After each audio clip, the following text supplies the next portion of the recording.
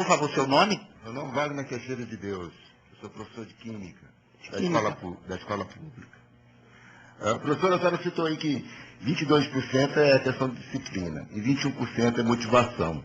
Aí eu gostaria de saber se, por exemplo, foi detectado, como que a gente faz para solucionar esse problema de disciplina e motivação? Se tem alguma medida que a gente possa tomar.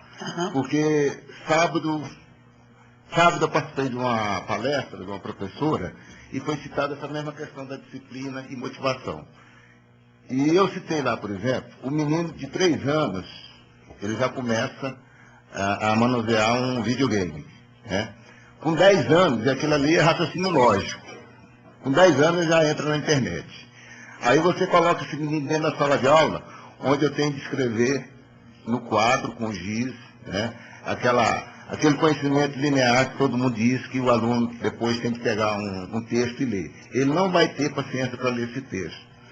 Então, qual que a gente iria motivar esse aluno? Já começa lá com o videogame, que é o raciocínio lógico rápido, e passa para a internet, e depois ele entra dentro da sala de aula, é claro que ele vai se sentir motivado. Na segunda aula, na terceira aula, ele já está desmotivado realmente, ele aguenta até a terceira aula. Qual seria a solução a essa medida que a gente poderia tomar para motivar esse aluno? Então, eu acho que o problema não está no professor, acho que é no método mesmo do sistema de ensino que a gente tem. No livro, professor, eu quero dizer o seguinte, essa pergunta, eu vou tentar responder, mas ela foge um pouquinho do tema do livro, porque no livro a gente não procura, eu não perguntei para o professor como é que ele soluciona o problema, porque, na verdade, nessa questão, a gente estava perguntando o que era o problema dele, porque eu queria ouvir, já que, como eu disse no início aqui da minha apresentação, eu ouço milhões de pessoas falando sobre educação que não são professores. Né? Então, primeiro eu queria ouvir quais são os problemas. No livro, a gente discute as coisas, mas do ponto de vista do que foi esse questionário. Então, não é um livro didático pedagógico, no sentido digamos, de dar e digamos assim, ensinar determinada metodologia. Isso você não vai encontrar no livro. Eu até vou te responder daqui a pouquinho, mas eu quero só ressaltar o seguinte. Primeiro, eu concordo com você que o professor tem uma responsabilidade muito grande e tão importante quanto a dos outros que eu vou colocar aqui em seguida. Não há dúvida que nós, professores, temos sim obrigação de motivar nossos alunos e através da motivação é que a gente consegue entre aspas, disciplina. Porque a disciplina está diretamente ligada ao interesse. Concordo plenamente com você. Mas quero fazer uma chamada. Você disse que é professor da rede pública. Eu te pergunto, todos os seus alunos têm internet? Pois é, a maioria não. Então, isso que você colocou, eu quero dizer o seguinte, eu tenho um capítulo do livro que chama Os Mitos da Educação Moderna. Um dos mitos é esse, é achar que no Brasil todo mundo tem internet. Não tem. Então, nosso aluno da rede pública, que é a maioria no Brasil, né? A maioria dos nossos alunos não tem condição financeira. É uma elite ainda que tem. Televisão todo mundo tem. 99% das pessoas dos lares brasileiros têm televisão. Mas internet, computador, não. Videogame tem. Mas veja bem, um aspecto que eu quero colocar para você, que a gente discute aqui no livro, é o que eu chamo de psicologismo, que eu já tinha colocado em alguns dos meus livros anteriores, quando eu falo da relação pais e filhos.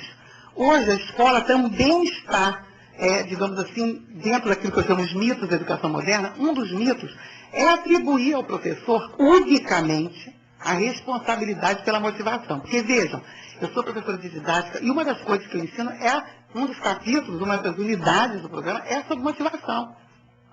E a motivação é um processo interno. A motivação, ela não é uma coisa externa que você, entendeu? Então, claro que a gente provoca a motivação usando os incentivos, que alguns chamam de motivação extrínseca. Não importa a nomenclatura, é a mesma coisa. Nosso trabalho é trazer o aluno para o universo do saber.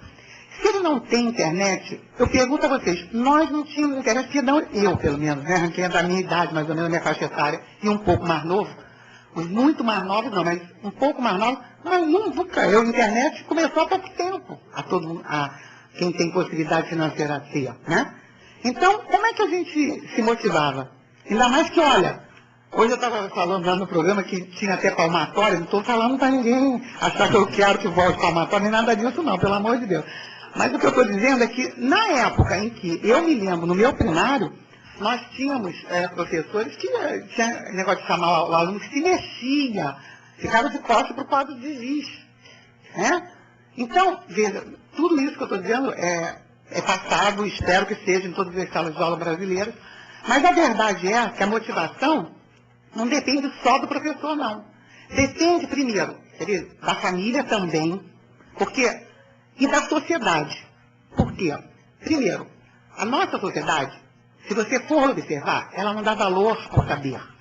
Se você for fazer, eu até sugiro que vocês, um trabalho que vocês podem fazer com seus alunos, interessantíssimo, é pedir a cada grupo, cada aluno, assistir alguns programas desses de entrevistas que tem na televisão, vários, e observem quem são as pessoas entrevistadas. Quantas vezes, por exemplo, um cientista, um pesquisador, né, é entrevistado? Rarissimamente.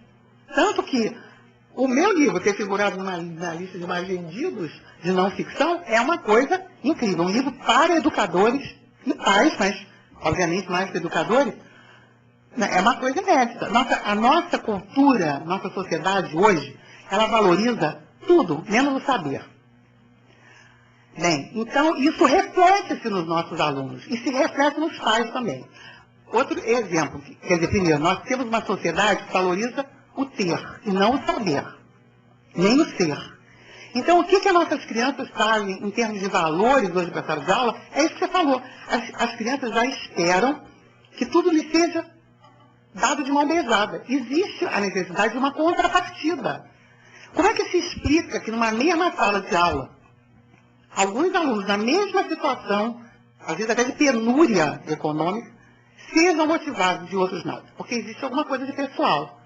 Não estou defendendo que a gente abra mão do nosso papel, de maneira nenhuma. Nós temos um papel importantíssimo em despertar essa motivação, em também a questão de fazer o aluno estar interessado para não recair na indisciplina.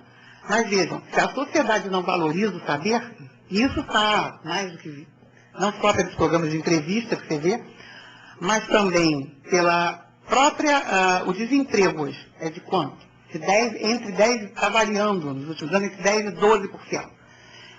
Quem for pensar que, como nossos alunos, às vezes, qual de vocês teve um aluno que não perguntou para vocês assim, professor, por que você está aprendendo isso?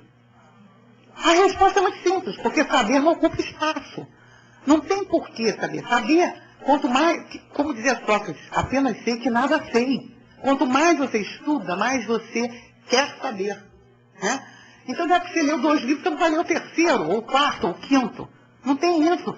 Hoje em dia, então, voltando assim ao eixo da sua questão, o que eu quero sinteticamente, tentando ser sintético, essas questões, a gente não consegue ser muito sintético, porque elas são muito complexas. E as pessoas tendem a ser muito simplistas. Porque simplificar uma coisa, para ser simplista é outra. Não adianta você dizer assim, a culpa é do professor. É o professor, não é.